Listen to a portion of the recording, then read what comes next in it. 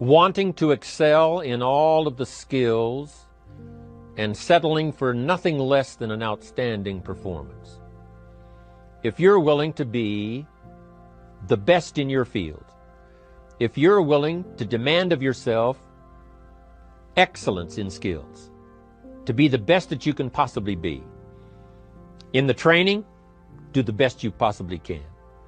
In doing a workshop, do the best you possibly can.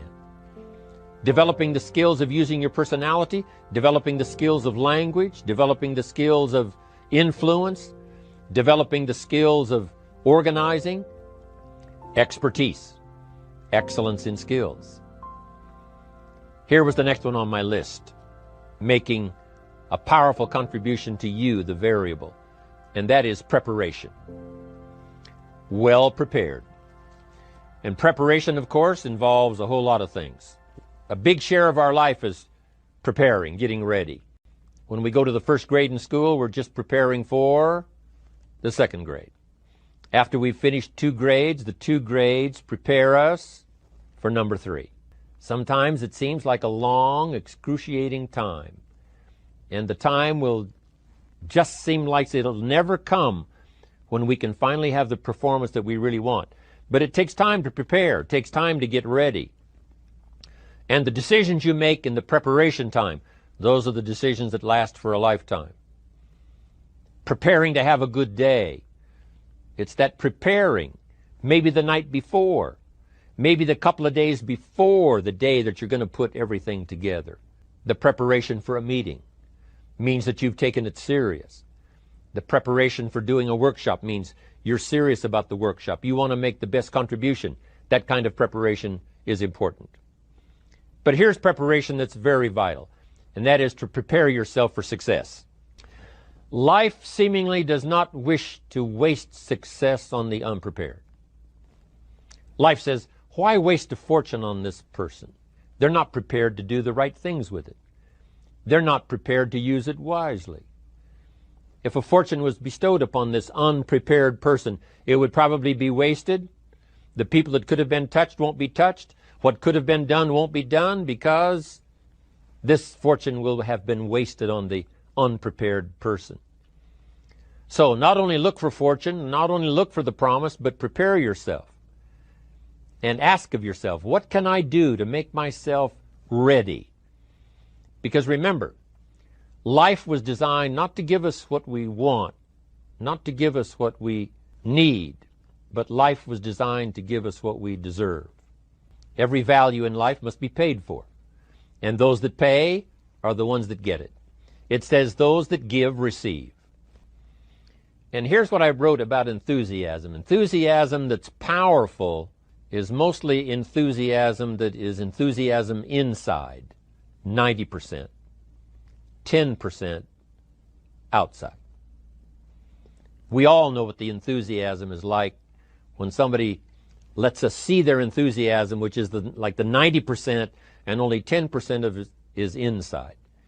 But the enthusiasm that really affects people is not just being loud, but the enthusiasm that runs deep, the enthusiasm that comes from deep inside, created by self-confidence, created by purpose, created by genuine willingness to help other people. That kind of enthusiasm, knowing that you're going to get the job done, knowing you're going to affect people, knowing you're going to have testimonials flowing in from all kinds of directions. That kind of enthusiasm. A lot of it is quiet. A lot of it is unheard. And the 10% that's heard, it rings a bell. People call it genuine enthusiasm because they know that what you say in the outward display of your enthusiasm is only a small tip of the iceberg of the enthusiasm you feel inside that really motivates you to do the best job you can. Now, there are 2 major benefits of positive reinforcement. Number 1, positive reinforcement builds good habits. If what you are doing, the habits you've gotten into, are building your ambition and increasing your success, keep doing them. Your success is reaffirming that these habits are good. Your success tells you that you need to keep doing what you are doing. By reviewing these habits that bring on success, You reinforce them, give them sticking power. Now here's the other side. By reviewing your habits, what you do every day, by reviewing your habits, you may find out that some of them are inhibiting your success. You may find out that what you're doing every day is bad for you. Or you may realize that you've gotten out of some very good habits. Somebody says, well, I've just gotten out of the habit of taking my daily walk around the block. Well, I guess you'll just have to get in the habit of being sick down the road. Somebody says, well, I used to read the books all the time. I've just gotten out of the habit. Then change it. Go back into your disciplines. If you've just gotten out of the habit, just get back into the habit. It's called discipline. If it doesn't work, don't do it any longer. You can keep your fingers crossed if you want to and hope that it'll all straighten out. You can wish for the wind not to blow quite as severely, to change in your favor, but we call that naive at best. If the habits that you've gotten into aren't serving you, change them. You can't keep doing this any longer. Don't wish for a better wind. The key is to wish for the wisdom to set a better sail. Utilize whatever wind that blows to take you where you want to go. That is the philosophy I picked up at age 25, and it revolutionized my whole life. And here's what I found. I found it was easy. I became a millionaire when I was 31, and I found it was easy. Now here's my definition of easy. It was something I could do. I figure if it's something you can do, it's easy. But here's a little parenthesis. I worked hard at it. I made sure my disciplines were in line. I made sure my habits were good. I made sure I did all that I could. I found something that I could do, but I worked hard at it. I got up early, stayed up late, and worked hard from age 25 to 31.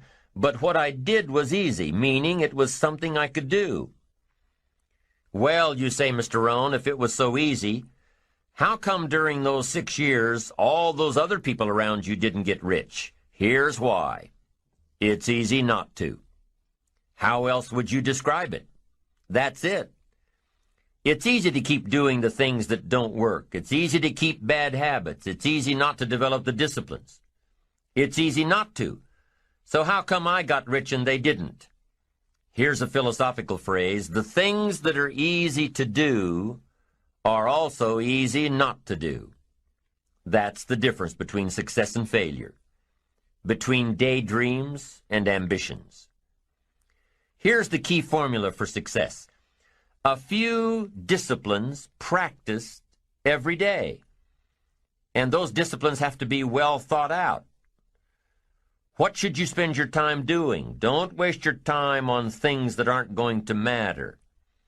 But a few simple disciplines can change your whole economic future. Future with your family, future with your business, future with your enterprise, your sales career, your management career. A few simple disciplines. A few simple habits. Good habits. Repeated every day. Now here's the formula for failure. Errors in judgment, repeated every day. All you've got to do is to have a few errors in your judgment and repeat them every day. I'm telling you, they'll spin out of control in 10 years. You'll end up driving what you don't want to drive, wearing what you don't want to wear, living where you don't want to live, earning what you don't want to earn. A few errors every day, bad habits every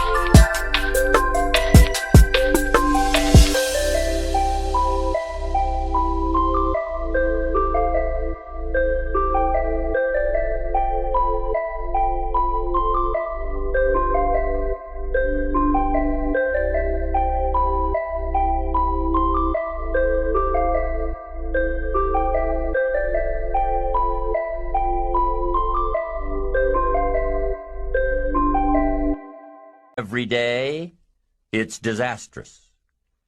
Now here's why it's easy to repeat an error in judgment. Because failure doesn't fall at the end of the first day. Bad habits don't show their horrible results at the end of the first day, or the first week, or the first month. It's easy to get faked out. If disaster fell on us at the end of the first week, we'd change our philosophy. But it's so subtle. Errors in judgment, bad habits. They're so subtle. They get you a little off course, a little off course, a little off course. You keep drifting off course, and all of a sudden you're caught. So you've got the choice right now of one of two easies, easy to do or easy not to do. I can give you in one sentence how I got rich by the time I was 31. I did not neglect to do the easy things I could do for 6 years. I did not neglect. That's the key. I found something easy I could do that led to fortune, and I did not neglect to do it. The major reason for not having more of what you want in America, more health, more money, more power, more influence, more everything, the major reason is simple neglect. Neglect. And if you don't take care of neglect, it becomes an infection, and then it becomes a disease. So if you're in the habit of not doing it, doing all it takes to get ahead, get in the habit of doing it. Doing all it takes. That's the first benefit of positive reinforcement, building good habits. Now, the second benefit of positive reinforcement is that it creates the energy to fuel additional achievement. It gives you the drive to do more, to not only keep on doing what's right, but to do more of what's right. The disciplines that will help you grow and get ahead of it all. The knowledge that what you're doing is paying off creates more energy to keep going. How easy is it to get up in the morning when you know you're not doing all that it takes? It's not very easy at all. You can just lay there awake thinking, oh, what's a few more minutes in bed? It won't matter much anyway. Wrong. It does matter. It will matter. Now, how easy is it to get up in the morning when you're...